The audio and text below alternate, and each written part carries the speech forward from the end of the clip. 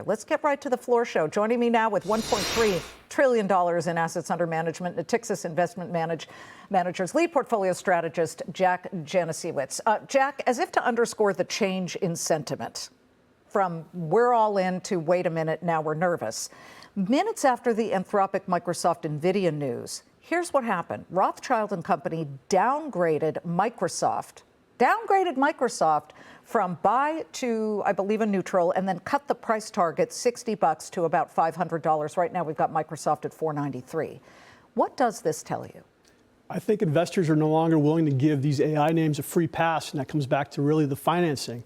Right? How are we going to see returns on these financings going forward? Will they pay for themselves? How is that going to manifest? And we're seeing a little bit of a change in tone now, where a lot more of these AI companies are actually issuing debt. And that's a game changer right now, because no longer are we just financing that spend out of free cash flow, but you're actually now opening up the liability side of your balance sheet. And that's where I think the market gets a little bit concerned about this. And Microsoft has really been one that hasn't done it yet. So maybe this is one of the ones that should be expected to come as part of this deal to finance themselves. I mean, look, Sundar Pichai is not the first. You had Sam Altman mentioning the B word, bubble, even just a couple of months ago saying, well, wait a minute, yeah, it's a little bit frothy here. But that would be normal for a fast-growing new technology. So what worries you most here?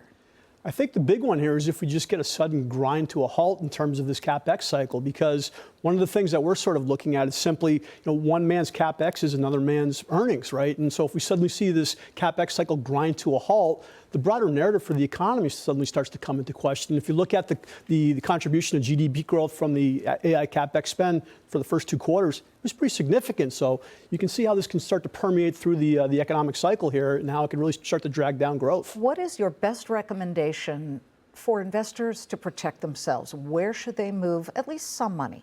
Yeah, maybe you're not quite as much levered to the actual AI CapEx spenders, if you will, the hyperscalers, but you still have some exposure to the names, but maybe less so, and looking maybe at the broader tech complex. So making sure you're not necessarily really concentrated in those big CapEx spender names, the hyperscalers, but you're a little bit more broadly diversified across the whole segment of the tech space. Is there a sort of an equation that you look at if you see how much spending a company has done, look at their free cash flow, and if it gets too close, if the spending gets too close to the free cash flow, don't buy the stock? Yeah, it's tricky in terms of the numbers, but the one thing I will say right now is when I start to look at the potential for financing of all this debt on top of the CapEx plans that have been announced already through the end of 2026, these companies can still make the payments on both. So that free cash flow is still aggressive enough, still strong enough to be able to continue that, as well as even returning money back to shareholders, whether it be through dividends and buybacks. So I don't know what that number is, but I think we're still a ways away from panicking to a point where you're starting to really start to question this whole trade right now. Yeah, you don't want to get too close to the hot stove, though. Great to have you, Jack. Thank you. Thanks for having me on. A little bit of a warning there, and you guys can actually look at free cash flow for a company and then do a quick research search and to see, are they spending too much of the free cash flow? And Jack is there to teach you that.